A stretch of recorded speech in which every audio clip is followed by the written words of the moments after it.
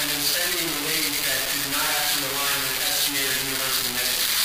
So over this past summer, after I became ratified as treasurer, one of my main goals was to reform the packet once more to kind of try to take the best of both worlds and both packets from 04 and what we had from last year. And so what I did was we wanted to make sure that the student organizations had funding available before they would do their events, because some of the events that we got to do are very expensive and it's difficult to raise those kind of funds. But at the same time, because there are auditing and accounting issues that we have to be responsible for to the university and to the General Fee Advisory Committee, we wanted to introduce a component that would ensure that organizations are spending the money the way that they say they will. Some other changes that went along with the packet is obviously it's a little bit more complex, I would say, in terms of the application. And when I say complex, there's a couple of extra pages that you have to fill out. Specifically, there's a number of sheets you have to submit, one sheet for every event that you're hosting. And primarily for the purposes of making sure that the finance community is well informed about what we're doing. The packet from last year, as you'll see, which is in your folder, gave us very little information on the event that you're doing. So if you're only doing one event, that packet was sufficient. But as most of you know, we'll come requesting 3, 4, 5 events or more. And we don't have enough information to work with. And so it was actually unfair to the organization because we weren't clearly understanding what we were doing. And so we can't fairly allocate funds to you guys without knowing what the purpose of your events are and how it aligns with the university and SGA's mission and things of that nature. The other kind of changes that we made was one, we instituted a funding table. And this was kind of taken away. This is more for accountability on the SGA side. We didn't want the committee to be allocating funds in arbitrary fashion. And by instituting this table, we had kind of a set guideline for every organization across the board. If you met certain criteria in terms of your individual's contribution, if your organization membership was within certain columns, you would get the max amount and things of that nature. So we just wanted to make sure that we leveled the playing field and make sure that it was fair for everybody, because in previous years it had not been. And obviously, a point of contention is we reduced the off-campus spending, where last year it was 1,500 and now it's 1,000. There's kind of an important rationale behind that. This was actually a directive that began with the vice provost and worked its way down to SGA. They want to have SGA work towards promoting more events on campus, which would then, in turn, increase membership of organizations, increase participation in events on campus, and provide, I guess, in a marketing scheme, if you will, more reasons for students to want to come to this university and stay here. So in exchange for having done that, we increased the amount of money that an organization can receive throughout the year from $2,500 to $3,000. So that's kind of just the basic gist. A lot of what your questions may be, hopefully, are answered in the documents that we provided in those packets. The only other thing that I want to talk a little bit about before we turn it over to you guys to hear your concerns and thoughts is there's a table that I put in there that compares all the hearings from last year, and you'll see that it has the total amount allocated per hearing, the number of organizations that presented, and then what the per capita distribution is, what each organization on average receives. It's important to note that for the first 3 hearings, which is what we're approaching today, after today we'll finish the third one, the numbers dropped precipitously. And this is because the committee did not have a set of guidelines to work by. They kind of gave away money like candy, if you will. And by the last hearing of the fall semester, there was very, very little money that remained for organizations, which is why you see it go from about 1,900 to 1,400 to 500. On the flip side, because we now have a very structured process that the committee is governed by, you'll see that the first hearing for this year and the second hearing continue to go up, and it will continue to go up. Because we want to ensure that the new organizations that come in, those that are starting and getting their constitutions ratified in October, November, and so on, we want to make sure that there's money for them as well.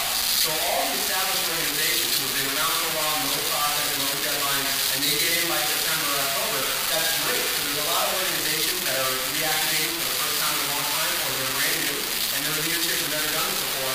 And last year, we frankly did not have enough money for everybody because it wasn't fully managed and distributed the way it should be. And those are some of the purposes and thoughts behind what we've done with the package this year. And the final thing I'll say is, and I can't stress this enough, there was actually an open letter that was written to SGA by a president of one of the student organizations.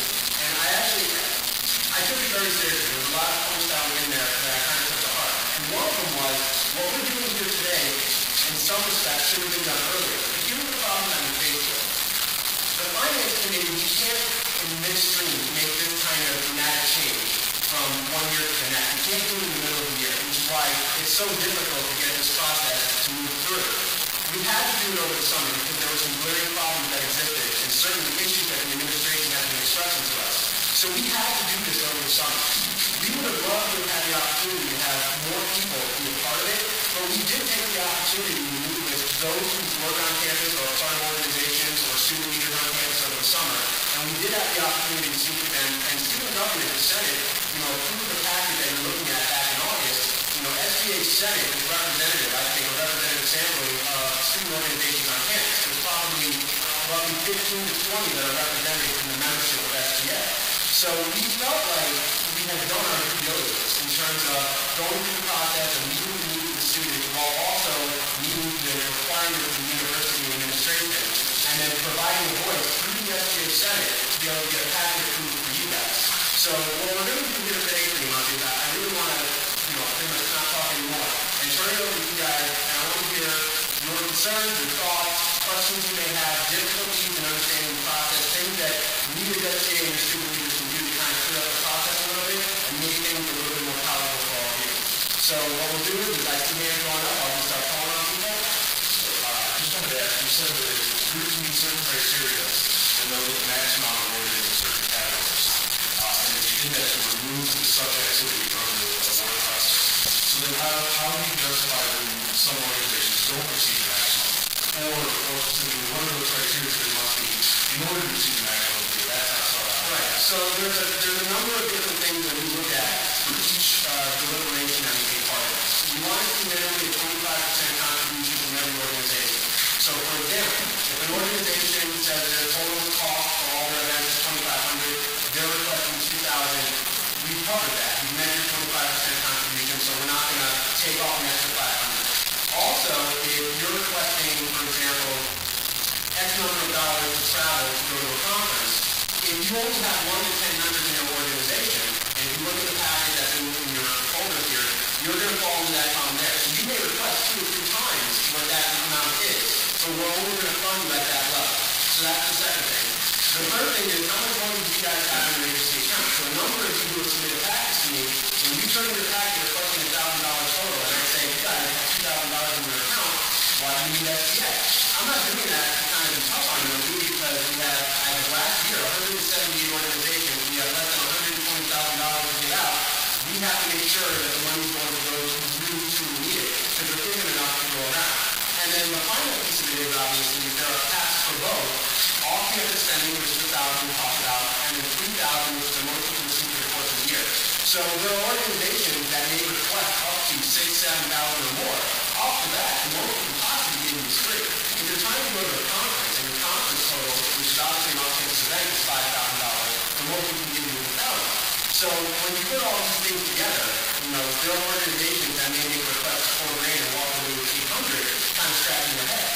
Those are the reasons that we work. The other component I will say, and this is something that we did have to do, for the purposes of ensuring that there's going to be funds remaining throughout the semester and in the spring for new organizations, a number of you who have come and requested funds for, say, your spring conference or your spring event, I'll say to you, when you get your award letter and you get your budget sheet, it'll say a month in there, either November or February. It isn't that you can't get funded or you won't get funded for that event. It's that you just want to push it off to make sure we're funding you for this block of time right now, and then we'll focus on that at a later date. This is why you see our incline in funding hearing after hearing, because we feel more comfortable in giving out money and knowing that there's going to be that money available for organizations on the back